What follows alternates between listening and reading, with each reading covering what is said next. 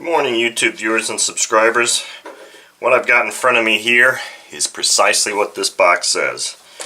It's an old YS F-120 four-stroke engine. Now this engine is a customer engine that was sent to me for repair and or get it running. Now the story that I understand about this engine is that it has been stored for several years, hasn't been run for a while, and I was going back and forth in email with this fellow that owns this engine, and he was telling me some of the symptoms and that type of thing, and I told him, I said, I'm no YS engine expert, believe me. I said, I've done one, and that one engine that I did, it was also an F-120, was not the most enjoyable experience I ever had because it was my first YS engine. I had no real knowledge of the engine, and I learned a lot in the process, and I didn't care if I made mistakes because it was my engine. That one was given to me. Working on somebody else's engine is somewhat of a different deal, so I'm kind of hoping that this engine doesn't need a full teardown and that I can just get it running in tune. But to do that, I'm going to have to probably go back to my videos and actually look at it. So enough of my babbling. Let's see what we've got in here. Okay, first we've got foam that's just deteriorating, which I don't like to see that at all. What the heck is this? Some Bluefus looking exhaust manual, or exhaust. I can tell you one thing, I am not using this exhaust when I try and run this engine at all. That just isn't happening. I don't think that would fit on my stand. And I've never had good luck with pit style type mufflers because they just don't seem to work right without plugging one up, and since this one's been so doctored. Oh god, let's see here. We got a needle valve or a high-speed needle. Holy crap, this foam inside this thing is just disgusting.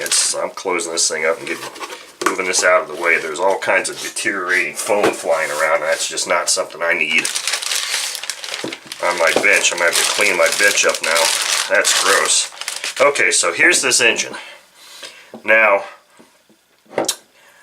let's take a look at this motor a little bit closer. So the first thing I see is, I was just talking about the exhaust. It looks like, is this glue? Feels like that might be kind of pliable.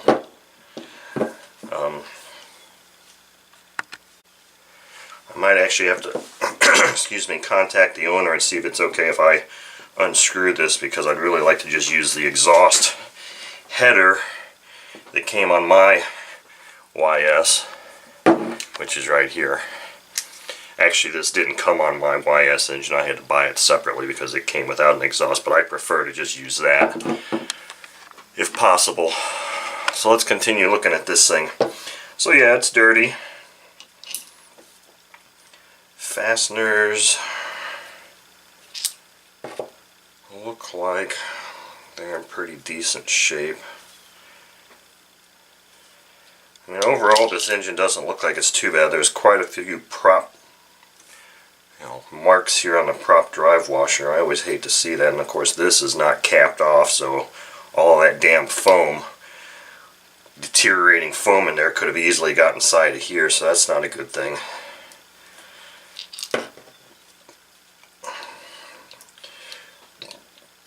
Butterfly on the carb works properly.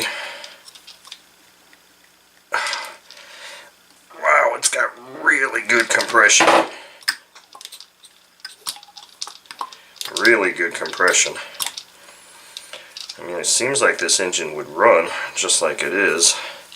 So, I think the first thing, or the one thing I'm going to do with this engine is I'm going to do my LA's Totally Awesome cleaner in a brush or vibrating toothbrush and see if I can just kind of clean this thing up just a little bit better. Take it out and blow it off with a compressed air.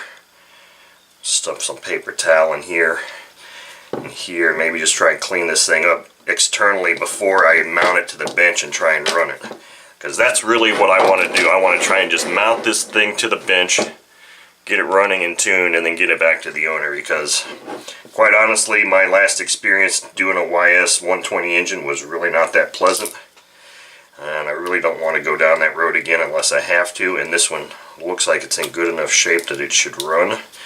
But the only thing we may have to do is maybe take the fuel regulator off and replace the diaphragm, but I'm going to save that for after trying to run it to see if that's what's next. So the first thing I'm going to do here is try and clean the outside up a little bit, mount it to my stand, try and get it running. If it doesn't run, then I'll probably take this fuel regulator off, inspect it, clean the diaphragm, test the diaphragm the best I can by feeling it and see if it feels like it's still going to be working fine, and then take it from there. Disassembling this engine is going to be an absolute last resort for me, so that's something that's coming up next here. Okay, so I've cleaned this engine up just a little bit. I'm not sure if you're going to see that it looks any better. To my eyes, it does look a little bit better than it did before, and I put a 15/8 prop on it.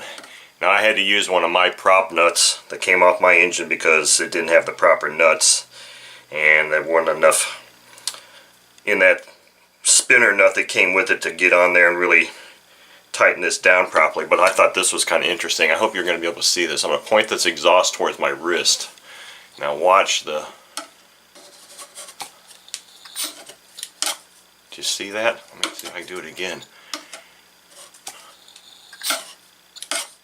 There's still, it looks like there's exhaust smoke or exhaust gases still in this engine,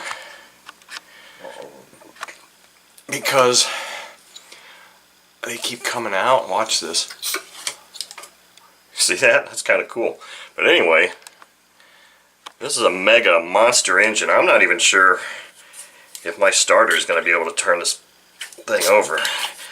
And that sucks because I've pretty much given up hand starting engines because of my back.